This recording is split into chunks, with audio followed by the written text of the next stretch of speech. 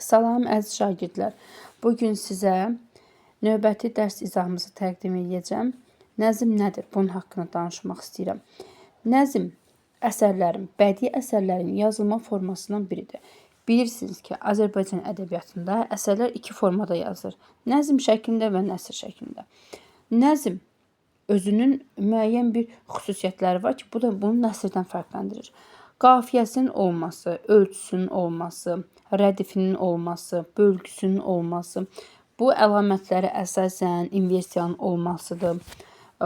Bu kimi əlamətlərə əsasən nəsrdən fərqlənir. Nəzm ərəb sözü olubdur, mənası nizam, intizam deməkdir.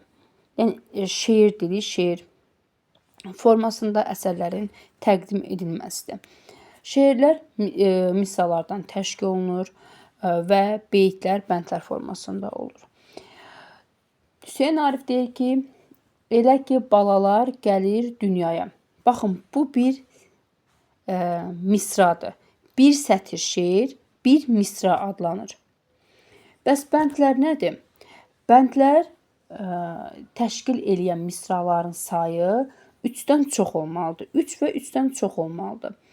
Buna nümunə göstərə bilərsiniz. Qoşma, gəraylı, müxəmməs, müsəddəs, mürəbbi kimi şeirlər nümunə göstərə bilərsiniz ki, bunlar bəndlər formasında yazılır. Bəs beytlər formasında hansılardır? 2 misradan təşkil olunanlar beytlər formasındadır. Məsnəvini götürə bilərsiniz, qəzəl götürə bilərsiniz, qəsidəni götürə bilərsiniz ki, bunlar da beytlər formasında yazılır. Və gəldik ahəngə, ölçüyə, qafiyə, rədif, bölgü, bunlar haqqında danışaq sizə. Bilirsiniz ki, bölgü prinsipi heca vəzninin əsas əlamətlərindən biridir. Bəs belə bir sual təqdim edeyim sizə, sonra da cavabını verim. Bölgü sizcə prinsipi heca vəznində əsərlərdə pozula bilərmi? Biz dərslərimizdə buna aydınlıq gətiririk ki, bölgü prinsipi heca vəznində əsərlərdə pozula bilər, amma əruz vəznində əsərlərdə bölgü prinsipi, daha doğrusu heca vəznində əsərlərdə əruz getməyək hələ, heca vəznində əsərlərdə bölgü prinsipi pozula bilər. Söz prinsipi pozulmayacaqdır, amma bölgü prinsipi pozula bilər. Bu bölgü prinsipinin pozulması nədir? Və bölgü harda vergül işarəsi varsa biz bunu bölgü mü götürməliyik? Yox, belə bir şey yoxdur. Bölgü əsərlərin arasında edilən, daha doğrusu misralar arasında edilən müəyyən o fasilələr ki var, biz onlara onları bölgü adlandıracaq və bölgü sayları hecalara əsasən təyin olunacaqdır. Misal üçün, mən bir şeir götürüm. Bir şeirdə bölgüm 4 plus 4 formasında davam edə bilər. Ya da ki, 4 plus 4 üstə gələk 3 bu formada davam edə bilər. Sonra növbəti misramda 6 plus 5 formasında gələ bilər. Yəni, bölgü prinsipinin pozulması ola bilər. Yaxşı, rədif nədir? Gəlin rədifdən danışaq. Rədif müəyyən, konkret olaraq stabil bir şəkildə yeri var ki, rədif qafiyədən sonra təkrar olunan gələn sözə deyilir. Bu da onu təkrirdən fərqləndirir. Təkrir misranın istənilən yerində təkrar olunan, əvvəlində, ortasında, sonunda təkrar olunan sözlərə deyilir. Amma rədif belə deyil. Rədif stabil şəkildə qafiyədən sonra təkrar olunan sözə deyilir. Gəldik qafiyə. Qafiyənin də növləri var. Bəs qafiyənin növləri hansılardır? Onlara baxaq. Bax, qulaq qafiyəsi var. Daha sonra daxil qafiyə var, cinas qafiyə var, yoxsul qafiyə var, zəngin qafiyə var. Ümumiyyətlə, səs tərkibi etibarilə bir-birinə yaxın olan səsləşən sözlərimiz qafiyə adlanır. Zəngin qafiyə odur ki, səslərin əksər səslər, yəni çox səslər bir-birindən səsləşə bilir. Buna tam qafiyə də deyirik. Yoxsul qafiyə odur ki, cəmi 1-2 səsin bir-birinə səsləşməsi hesab edilir. Qulaq qafiyə isə tələffüzə əsasən, məsələn, torpaq, bax İndi burada da deyim ki, qısa amitli tələffüz zamanı özündən sonra heç nə gəlməzsə x kimi tələffüz olunur. Torpaq, bax formasında olarsa necə olacaqdır? Bu səsləşməsinə görə, yəni tələffüzünə görə oxşar yaranan səslərimiz qulaq qafiyəsi olacaqdır. Daxili qafiyə isə əsasən misraların, bu belə bir şeydə sizə məsələndə sizə danışım ki, daxili qafiyə siz axtarın əruz vəzinli əsərlərdə, hecə vəzinli əsərlərdə daxili qafiyə. Hələ ki mən rast gəlməmişəm, bəlkə sizlər rast gəlsiniz. Rast gəlsinizsə qeyd edərsiniz.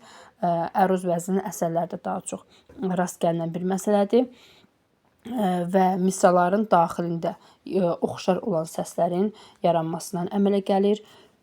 Yaxşı, gəlin baxaq görək cinas qafiyə nədir? Cinas qafiyə isə tələffüzcə eyni olur. Yəni amonim sözlərdən düşünün ki, amonim sözlərdən də yarana bilər. Amonim sözlərdən təşkil olunur, tələffüzcə eyni olur. Amma tələffüzcə eyni olub, mənaları bir-birindən fərqlənən sözlərimiz bəs cinas qafiyə adlanır. Buna nümunə çəkirik ki, həmişə əlimdə yara, məktubu çatdır yara, xalqın işinə yara, yara sözlərinə baxırsınız, amma burada bu düzdür, onların hamısına amonim demək mümkün deyil. Səsləşməsinə görə, yəni amonimlər bura hələ ki, yəni hamısını tam şəkildə aid etmək olmaz. Çünki bilirsiniz ki, amonimlərdə başlanğıc forması mütləq şəkildə ki, eyni olmalıdır. Yara, xalqın işinə yara, əlimdəki yara, bunlar amonimlik təşkil eləyir. Amma kaş odunları yara, bunlar amonim, bu üslərlə amonim olmayacaqdır. Nəysə ki, yəni bu tələffüz etibarı ilə eyni olub, mənaları müxtəlif olan sözlərimiz amonim olacaqdır. Bəs bizdə başqa nə qaldı? Qafiyəni dedik, bölgünü dedik, sonra bəs ölçü nədir? Ahəng haqqında danışaq, çünki ahəng qısadır. Ölçüyə, vəzinə deyəcək, vəzin haqqında biraz da ətraflı danışmaq lazımdır. Ona görə də ahəng nədir? Gəlin ahəngə baxaq. Yəni ahəng eyni ölçülü səslərin, oxşar səslərin təkrarlanması, bir-birini izləməsi, bir-birinə uyğunlaşması ahəng adlanır. Ölçüyə Azərbaycan ədəbiyyatında vəzn də deyilir. Azərbaycan ədəbiyyatında vəzn iki vəzindən istifadə olunur. Hansı vəzinlərimiz var? Hecə vəzinimiz var, əruz vəzinimiz var. Hecə vəzninin əsas iki dənə prinsipi var. Hecə vəzni bizim milli vəznimizdir. Azərbaycan şifahi xalq ədəbiyyatının nümunələri var ki, oxşamalardır, bayatlardır, nəğmələrin bütün növlərin hamısı, yəni lirik növə daxil olan əsərlərin hamısı öz milli vəznimizdə, hecə vəznində yaranmışdır. Yəni onun hecə vəznindədir və şifahi xalq ədəbiyyatında ilk, yəni şifahi xalq ədəbiyyatının nümunələri hecə vəznindədir. Hecə vəzninin iki prinsipi var ki, səs tərkibi, bölgü prinsipi var, bir də söz prinsipi var. Bölgü prinsipi, bayaq da izah elədim ki, bölgünü sizə izahını verəndə ki, bölgü prinsipi pozula bilər, amma söz prinsipi qəti şəkildə pozmaq düzgün deyil. Və bunlarla bağlı ayrıca bir video, vəzinlərlə bağlı ayrıca bir video təqdim edəcəm. Əsas sizə burada məqsədim nəzm nə idi, nəzmin əlamətləri nə idi, nəzmi nəsrdən fərqləndirən xüsusiyyətlər hansılar idi, bunları verməkdir, təqdim etməkdir və bunları da sizə qeyd elədim.